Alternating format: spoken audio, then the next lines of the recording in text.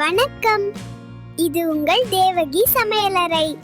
சுவையான மட்டன் மசாலா வீட்டிலேயே எப்படி செய்யறதுன்னு பார்க்கலாம். பேனை ஹீட் பண்ணிவிட்டு அரை கப் வர மல்லி சேர்த்துக்கிறேன். அடுப்பை லோ ஃப்ளேம்லேயே வச்சுக்கோங்க. மல்லியோட கலர் ரொம்ப சேஞ்ச் ஆகாமல் வறுத்து எடுத்துக்கலாம். அடுத்ததாக அதே பேனில் 10 காஷ்மீரி சில்லி, 10 நார்மல் மிளகாய், ரெண்டையும் லேசாக சூடு ஏறுற வரைக்கும் வறுத்துக்கலாம்.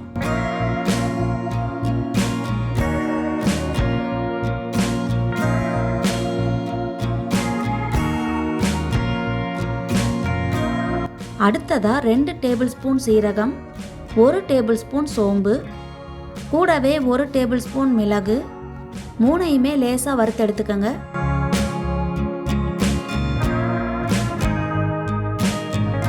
அடுத்து அதே பேனில் சின்ன துண்டு பட்டை, 1 அன்னாசிப்பூ,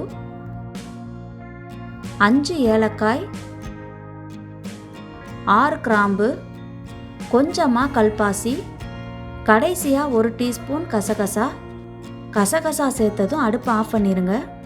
பேனோட ஹீட்லேயே கசகசா வறுபட்டுரும்.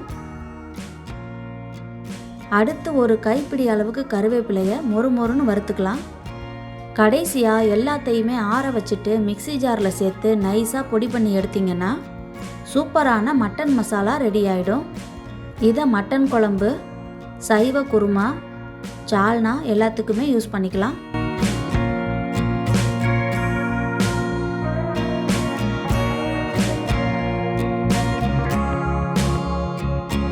இப்போ கமன்னு வாசத்தோட மட்டன் மசாலா ரெடி. இந்த வீடியோ உங்களுக்கு பிடிச்சிருந்தா லைக் பண்ணுங்க, ஷேர் பண்ணுங்க, கமெண்ட் பண்ணுங்க, சப்ஸ்கிரைப் பண்ணுங்க.